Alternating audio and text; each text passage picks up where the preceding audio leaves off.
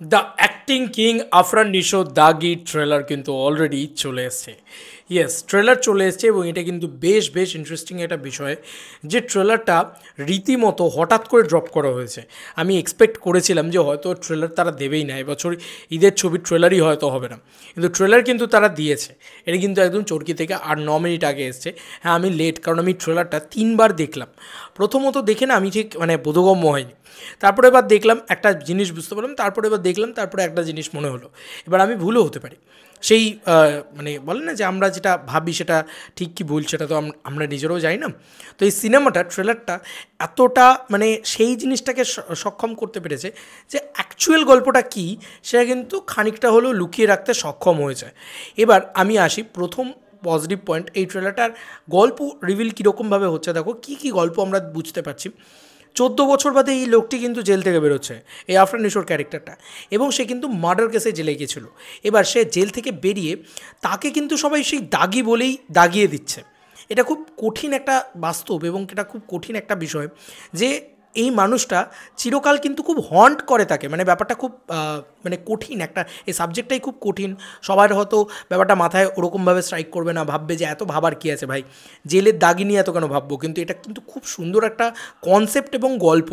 যদি আমরা ভেবে দেখি, সত্যিই তো সংশোধনাগারে বারবার মানুষ যায়, মানুষ বারবার তো যায় না, সংশোধনাগার জায়গাটার নাম নেওয়া হয়েছে, বাট সংশোধনাগার কিন্তু সেখানে সংশোধন করা হয় না, সেখানে উল্টে আরও ক্রাইম ওয়ার্ল্ডের সাথে জড়িয়ে দেওয়া হয়।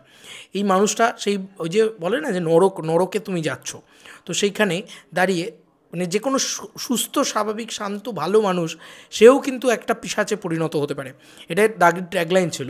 তো সেটা খুব সুন্দরভাবে শুরুর দিকটাতে দেখিয়েছে যে 14 বছর, আমার মনে হয় ওর সাথে কোনো একটা অন্যায় ঘটবে এই ক্যারেক্টারটার সাথে, সে কারণে সে একটা খুন করে মার্ডার কেসে, সে জেলে যায় বা তাকে হয়তো ফাঁসিও দেওয়া হতে পারে, মার্ডার কেসে জেলে যায়। তো এরকম একটা পরিস্থিতিতে সে 14টা বছর ওই জেলের ভিতরে কাটিয়ে এসছে, কিন্তু তার ভিতরে ইন্টারনাল যে চেঞ্জটা হয়েছে সেটা হচ্ছে যে এই 14 বছর সে জেলে কাটিয়েছে, তো সে ভালো মানুষ আর থাকতে পারে না, পিশাচ তৈরি হয়ে গেছে। তো এই জিনিসটা হয়েছে, কিন্তু সে বাইরে বেরিয়ে তো ভালো মানুষই হতে চেয়েছিল, এবং তার ডায়লগেই রয়েছে যে আমি অন্যরকমভাবে জীবনটাকে দেখবো বলেই 14 বছর জেল কাটার পরে জেল থেকে বেরিয়ে ভেবেছিলাম একটা সুস্থ স্বাভাবিক জীবনযাপন করবো, কিন্তু ওই যে বেরিয়েই তোকে বলছে এত তাড়াতাড়ি তোকে ছেড়ে দিল, কীভাবে তোকে করলো, লোকের যে একটা যে তুমি জেলে গেছিলে ভাই, তাও আবার মার্ডার কেসে, তার যে একটা ওয়ে হয় না তাকানোর, যে দেখবে এয়ারপোর্টে তোমার দেয় না, তোমার পাসপোর্ট দেয় না এই মানুষগুলোকে বিদেশ যাওয়ার জন্যে, ঠিক আছে, এই মানুষগুলোকে নানান রকম হেনস্থার শিকার হতে হয়, কমার্শিয়াল ছবিতে খুব এটা দেখা যায় না। তো এই দিকটাকে কিন্তু তুলে ধরেছে।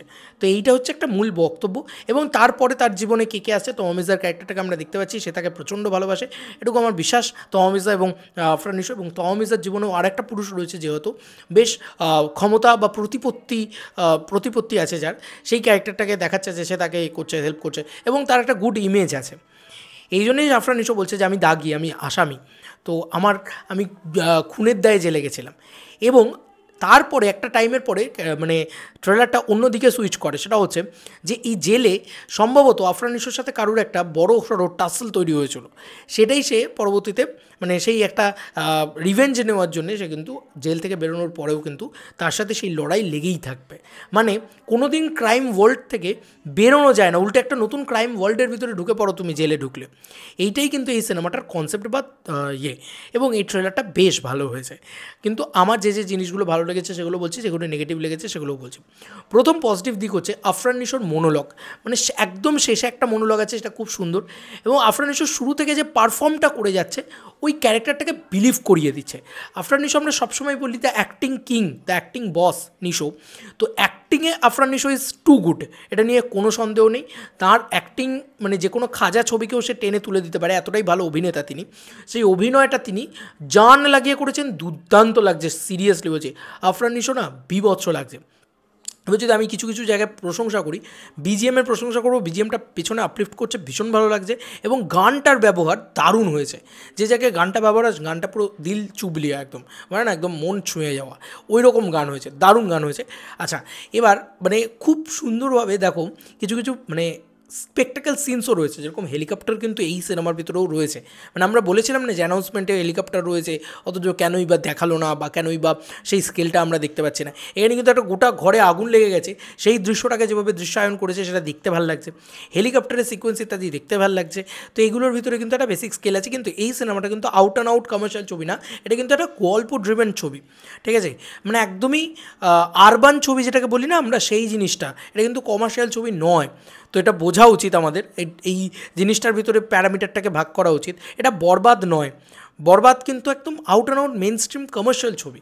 তো সেই প্যারামিটারটা ভাগ করে নেওয়া উচিত যে আচ্ছা এটা একটু আরবান ছবি, এটা চক্কর 302 হয়তো আরবান ছবি, জঙ্গলি আবার কমার্শিয়াল ছবি। তো এই ব্যাপারগুলো আমাদের বুঝতে হবে। তো আমার এই ট্রেলারটা এই দিক থেকে আমার বেশ সেই দিক থেকে ভালো লেগেছে। আচ্ছা, তমাম ইসাকে ভালো লাগছে। বাকি যে আরেকজন হিরোইনকে দেখতে পেলাম, তার খুব একটা আমি মানে কাজ দেখিনি এর আগে। তো তাকে আমার মানে তার যে চোখ দিয়ে তাকিয়ে থাকা না কিছু দৃশ্য আছে, ফ্রেম হোল্ড পুরো চোখ দিয়ে, সেটা কিন্তু বেশ ভালো করেছে সে, ঠিক আছে? ট্রেলারটা কম্প্যাক্ট, কিন্তু ট্রেলারটায় গল্পটা অনেকটাই রিভিল হয়ে যায়, সেটাকে খানিকটা হয়েছে বলা যেতেই পারে। তবে এ কিন্তু জেল ব্রেক করে আসছে বা জেল ভেঙে কোথাও চলে আসছে এরকম বিষয় কিন্তু হচ্ছে না। 14 বছর জেল খেটে তারপরে বেরোচ্ছে, এই জিনিসটা কিন্তু, এই ইনফরমেশনটা কিন্তু আমাদের কাছে লিক হয়ে গেল। যদি এটা না হতো তাহলে আরও ভালো হতো, ট্রেলারটা আরও ভালো কাটা যেত বলে আমার মনে হয়েছে, ঠিক আছে, অনেস্টলি স্পিকিং। এবার চলে আসি এই ট্রেলারটার নেগেটিভ দিকে। দেখো, এই ট্রেলারটার নেগেটিভ দিক তো অবশ্যই রয়েছে, সেটা হচ্ছে নো মাসি ডায়লগস। মানে একটা ডায়লগ যেটা আমি ট্রেলারটা দেখার পরে আমার মনে থাকবে, এরকম ডায়লগ নেই। মানে ডায়লগ একটা থাকবে না, একটা ডায়লগ মানে যে ডায়লগটা শুনলে আমাদের গুজবাম্পস দেবে, বা এমন একটা ডায়লগ যেটা আমরা মানে রিভিউ করার সময়ও বলতে পারবো, এরকম কিন্তু আমার অন্তত একটাও ডায়লগ লাগেনি, সেরকম একটা মাসি ডায়লগস ইত্যাদি। সেগুলো কিন্তু কোনোটাই আমার সেইভাবে মানে মনে ধরেনি, আমার মনে হয়নি যে কোনো একটা ডায়লগ আলাদা করে রয়েছে। এবং গল্পটাও কিন্তু অ্যাজ সিম্পল হয়ে গেছে এখন অনেকটা। তো দেখা যাক যে এর ভিতরে আর কী জট পাকানো যায়। সত্যি সত্যি কেউ কোনো দিন জেল ভেঙে বেরোনোর চেষ্টা করেছিল বা কী, সেগুলো কি দেখানো হয়? মানে জেল ভেঙেটা ব্যাপারটা আমরা বারবার ভাবছিলাম, কিন্তু সেটা কিন্তু হচ্ছে না। তবে ও কিন্তু একটা নতুন ক্রাইম ওয়ার্ল্ডের সাথে জড়িয়ে যাচ্ছে, এই জিনিসটা দেখানো হয়েছে। এবং সেটাতে তার মানে যে কাছের মানুষরা রয়েছে তারাও কিন্তু জড়িয়ে যাবে, এটা খুব স্বাভাবিক বিষয়। তবে আমার যেটা মনে হচ্ছে যে গল্প খুব সিম্পল হবে, এবং পুরো বিষয়টাই হয়তো খুব মারাত্মক কিছু তামঝামওয়ালা জিনিসপত্র হবে না।